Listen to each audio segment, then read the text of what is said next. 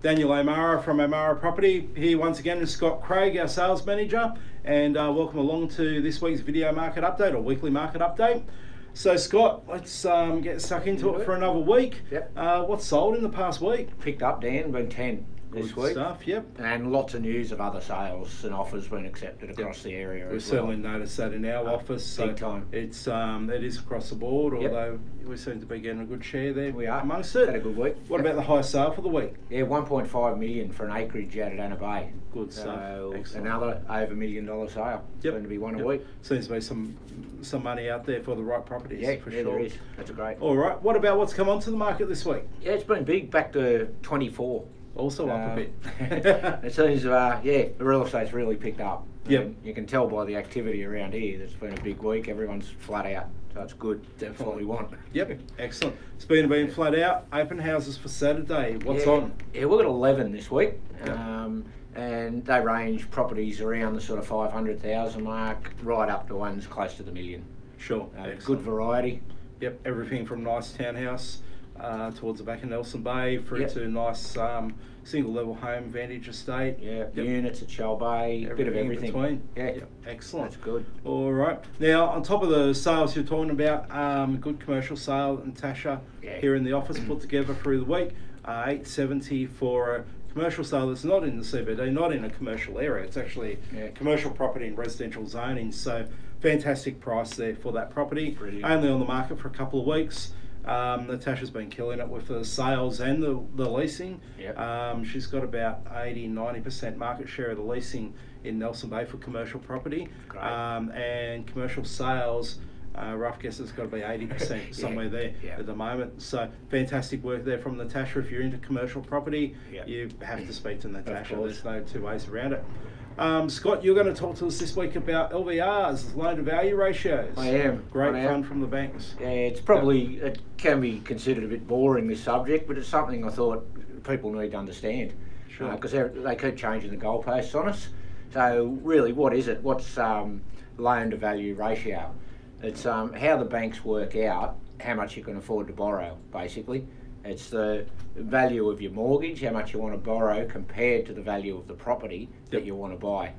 And the way they do that is divide one by the other, multiply it by 100, gives you a percentage. And basically the line is you want that to be under 80%. To avoid mortgage insurance. It avoids the mortgage insurance, makes the banks and the lenders more comfortable that you're not going to default. And it also shows that you've got a bit of equity there. So as you reduce the mortgage, property value goes up, then you've got more equity, you can then increase your portfolio accordingly.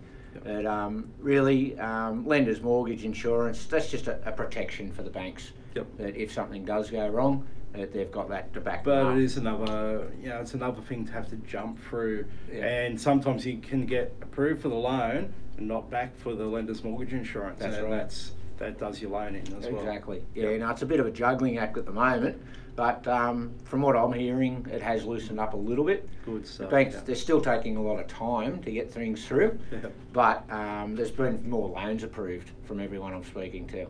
For sure. So really get in, talk to your finance brokers, that type of thing, ask them about mortgage insurance, ask them about loan value ratios. You need to understand this so you know exactly how to move forward. It's changed a lot over the years. So, I mean, the old golden rule was have 20% deposit, so you're only borrowing 80%. If the market comes back a little bit, you're covered. You then wait for the value of that property to increase, and then you use the excess equity in that property to fund your next purchase. Make sure you got 20% overall to cover that. Then the banks went nuts. Heaps of them were doing 95% first home buyers. We're seeing banks doing 100%. I seem to recall they were doing 100% plus stamp duty. So coming in at about 105% at one stage. And that normally happens just before the market goes bang, which is what happened in that instance, and plenty of people did their dough. 20% is a really good measure. If you're less than 20%, bear in mind lender's mortgage insurance. And your best way of coverage there, have a good savings record and demonstrate that there. And then, like first home buyers, the government's going to cover that mortgage insurance. Grace spoke about that a couple of weeks ago. It's all gone through by the looks of it now. There's only a limited number though. 10,000. And that's it. Then it's over. Really, you need to be on the ball with that. If you're a first home buyer, start making inquiries, get your name on the list, because there's only 10,000 people get it. Yeah, sooner rather than later. Of course. Get in there. I mean, potentially save you 15 odd grand. Yeah, well, Grace worked it out on your stamp duty and your mortgage insurance. It was about $35,000 to $36,000 on a $550,000 to $600,000 home. Incredible saving there. So you'd be crazy not to take advantage of that. Yep. Now, on top of all this, talking to the girls in holiday rentals this morning. First time 25 years doing, or thereabouts, somewhere, doing holiday rentals. Never, ever, ever, ever have we reached the end of October and been booked out for the 2 weeks post-Christmas. This year, booked out. So the girls, they're even one-night blocks in between. Yep. Like, no, nothing there at all. Lisa's got about 4 new properties coming on next week, and that'll have some availability. But outside of that, properties that have been on our books, they are booked. Yep. If you're holiday renting your property, you're not happy with the results, if you're buying a property to holiday rent, no other team in the area has ever in history been booked out for those 2 weeks by now. These girls are working their rings off and doing a fantastic job. The marketing they're doing is working really well and benefiting our holiday owners. So if you're not one of them, you got rocks in your head. So on top of that, that's it for this week. We'll be back again next week.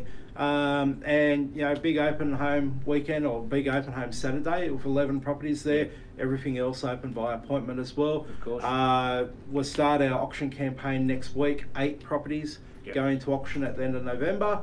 So they'll be kicking off. If you're wanting to sell, you got till tomorrow afternoon was the original time frame I put on the sign-ups for that. Our sales admin will have a heart attack, but you do have in theory till 5 p.m. tomorrow to be signed up for the next auction. So until next week, 4 p.m. next Thursday, we'll see you then. Until then, anything you need, give the office a call, any of the team, put a question on the bottom of the Facebook video, and we'll go from there. Terrific. Thanks for watching. Awesome. Have a good weekend.